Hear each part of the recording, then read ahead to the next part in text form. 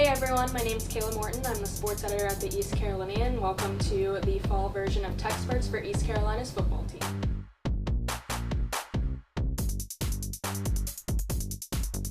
This is Aaron Jackson. He's the football editor for the East Carolinian and a beat writer for football.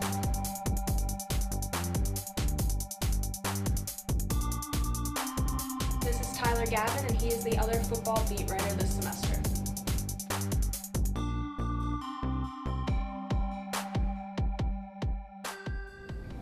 Hey everyone, welcome to TECSperts' last episode of the fall season for football, as next Thursday is Thanksgiving, so we will be recapping ECU's overtime loss to Tulane last Saturday, previewing the Cincinnati game for senior night and the Memphis game for the last game of the season. So guys, ECU is down 24-14 to begin the fourth quarter. They tie it up, they come back, they get the crowd into it, but they drop it in overtime. They had less penalties, they had more first downs, and converted more third downs. So why did ECU lose this game? Well, ECU lost because they didn't finish. This was the first time they were put in this position, overtime position, all season. So I don't think they exactly knew how to handle this, and with only inches to gain, they probably took it for granted and thought they could have got that.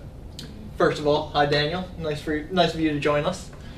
This football game reminded me a lot of last night's loss the ECU men's basketball team suffered. They had to make a huge comeback the whole time, and then once they finally made the comeback, they just lost all their steam. And piggybacking off of that, like Ty said, used all your punches to get back into the game. You tie the game, and you're at home. You think that you can win the game. You basically take the position for granted, and in the end, they ended up falling in OT by a touchdown. So ECU's run game did finally come alive. They rushed the ball for 161 yards. 2 of their 3 touchdowns were on the ground. And Hussein Howe ran for 108 yards when he really hasn't been very existent. He hasn't broke 70 in any game this season. He had 108 this past game. So how does he benefit the Pirates going forward? Can he establish a run game for the rest of the year and be the full-time starter next year? I definitely think he has the capability to run in between the tackles and on stretch plays. I think he's fast and he can get shifty and break a tackle. So I think I wouldn't compare him to Quay Johnson because that's different receivers, or different positions, but think of him a little builter at the back position, and that's where he stands. And I think he has the capability to do great. Yeah, he definitely has the capability, but then so does Darius Penix, so does Anthony Scott, so does Darrell Johnson, I want to say. But it's clear that ECU likes to use a lot of running backs, and I don't even think Hussein's going to have a huge game this week. I think that they'll go back to Darius Penix like they did on the 4th down conversion, because that's where Mo's comfortability lies. So do you think he's going to be a factor in the remaining 2 games of the year? I think he will be a factor, but it's going to be on early downs and early in the game, because he did kind of go, when ECU needed to pass the ball, he wasn't really there for the blocking. Penix was out there for the blocking, so that's what it's going to come down to. Okay. So no Pirate receiver had a standout game, but ECU did lose senior Quay Johnson to a season-ending injury with his leg. How will his presence be missed, and who do you think has the best chance on the receiving corps to have a good game this weekend? I think it'll be Jimmy, because Jimmy Williams is the senior. He had all the expectations coming into the year, and he's kind of fallen flat. He's done a lot in big games. He had the huge catch on the final drive to get the Pirates into overtime, and I think a catch like that can kind of turn around someone's season, even though it's a slate. I'm picking Taj Deans or Madrion Bynes, the 2 freshmen on the team. They have been talked about lately, and they've gotten some plays in lately, and I think maybe they can get off a little touchdown, so good for them. So transitioning to the Cincinnati team, they are coming to Greenville. They do have a poor record like ECU. What is the biggest problem, though, that they're going to bring into Greenville for this game? I think it's going to be history, knowing that the last time that Cincinnati's traveled to Greenville was on senior night in 2015, and they beat ECU on the final play of the game. So I think with them remembering that and knowing that they can pull it off at the end, it's probably going to help them going into the game. Yeah, I think Cincinnati's defense will be a huge problem this week. Their offense is kind of middle of the pack. It's nothing too special. It's nothing to write home about. But their defense, they're second in the conference in terms of passing defense, and that's really all ECU has. We talked about the running game, but It's kind of been non-existent all season. I don't expect anything to kind of go crazy now that now that ECU had one 100-yard rusher. It's the first of the season. So the Bearcats do have running back Jared Dokes and wide receiver Thomas Geddes. They've improved each game for Cincinnati. What will they bring to the game in ECU, and how can we contain them? Well, Jared Dokes definitely will provide that steady run game on the ground, and he's good for a good 4 to 5 yards every carry. So I think if he can just steadily produce and play his role, it will open up more things for Geddes. Yeah, he's been their primary back, and then I think Thomas Geddes is going to be a huge matchup problem for the Pirates. Pirates are pretty short in the secondary. They've been pretty weak in the secondary all season, and Thomas Geddes comes in at 6'5", and his workload has increased every single game. He's getting more targets, he's getting more catches, and now he's got 3 touchdowns in the last, I think, 5 games. So I think he's going to be a huge problem as their third target. Look for Bobby Fulp and Corey Sargent to significantly struggle in this matchup. They had a tough time this season containing simple wide receivers, so they're going to be beat in this game. Cincinnati is 1-4 away, though, with its last win coming against the University of Miami of Ohio on September 16th. Can ECU keep that losing streak going? What will they have to do in order to do that? They just have to play tough. I think if they play tough, play for their seniors on senior night, and they come in with that motivation and the grit with Gardner Minshew at quarterback, with Aaron Ramsey making plays, they can roll off to a win. The biggest thing that's going to bring that grit is forgetting what happened last weekend. The last weekend was the first game that ECU was close enough to feel like true heartbreak. That was a really tough game to be at. You could tell how emotional the team was after. And if they can get over the hump and forget about that game and just take this as another opportunity, we can finally get the third win, then they have a chance. But if they are still lingering on that last touchdown and that 1 yard that they were short, then they're going to be in trouble. Daniel, can you talk about what ECU will have to do the most in order to make Cincinnati? I'll look over to you. I just think that ECU will have to establish a good passing game, and I think they really will have to establish a good running game in this one. I mean, both defenses have struggled this year. They have the same record in conference, but I think having home field advantage will help ECU out a lot. But if they can establish a good offensive game with the passing and the rushing, I think they can definitely pull this one out and give Cincinnati like another loss. Okay. Cincinnati is coming into this game with a 3-7 record, but if they win out and beat ECU and they do beat UConn next weekend, they are bowl eligible. So does that give ECU more of a drive to want to beat them, play spoiler in a season where they've really just not been a good football team? I think it does give ECU that drive if they do know about it, though.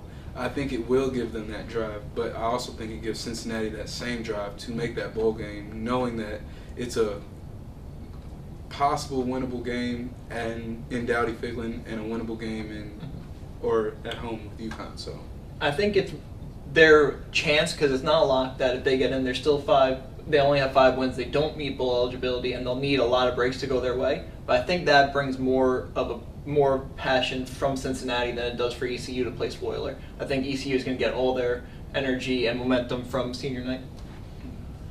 And, well, senior night for ECU, I think, could definitely help out with them playing against Cincinnati.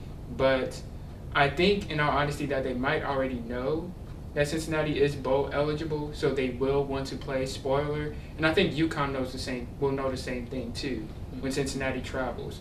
So in the end, in all honesty, I think both teams will be really fired up when Cincinnati comes through, and they could possibly send them home not bowl eligible. Send them home earlier, right? So moving on to score predictions for this game. Tyler, you're the only person to pick Cincinnati at 38-34. Why do you see it going this way? Because of the man right next to me. I need him to eventually be wrong. But I got some stats to back me up. It was really more just to spite Aaron. But the Bearcats have won their last 6 matchups against ECU, and they've looked dominant in a lot of them. I think they have enough on offense that they'll move the ball up and down, but they won't really convert on all their chances, but their defense will stop ECU, and they'll hold them to a pretty low-scoring game, and then ECU might tack on some points at the end. But ECU's winless at Dowdy-Figlin in November since 2014, and I think that streak continues. Okay. And Aaron, you have ECU winning 34-28 in another close game. Why do you see it going that way? Well, I kind of see it different after this episode of TECSperts.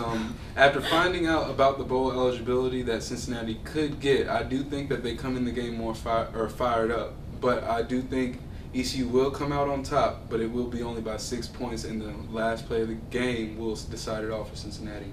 Okay, and Daniel, you only have one point difference in your prediction from Aaron's at ECU for 34-27. Why does the Pirates come out on top like that? I just say, yeah, like Aaron said, it'll probably come down to the last play. And I think if they've thought about last week and how they basically fell on the final play, that might fuel them to finish the game if they get in a position where they have to come back. But because both defenses have struggled this year, I think that this will be another close one for the Pirates. Guys, if it does come down in the last play, I think you're both in trouble because ECU has not looked good at the end of those close games. They almost blew the lead to Connecticut. They really looked bad in that overtime drive. And then in 2014, the Hail Mary against UCF. It's not their strong suit, let's say. ECU is significantly bad on the last play of the game, but I do have them winning 30-27, and I think kicker Jake Verity is going to be the hero. I did say in the UConn game that the kicker for UConn would blow it and ECU would win by 3 points or less, and this time I think Verity's going to be the hero for them to win by 3 points. He should have a good game. He's been a stud all year. Look for him to be a key factor in this matchup. So since we won't have TECSperts next week, we're going to roll into the game against Memphis. They're number 25 nationally ranked currently. So it's ECU's final game. It's against a team that should destroy them. It's probably one of the matchups this year that we know that ECU is not going to win this game. So do you think that Memphis has a chance to put up 70 points or more on them, or do you think they're going to break the record for the most yards that ECU's allowed this year?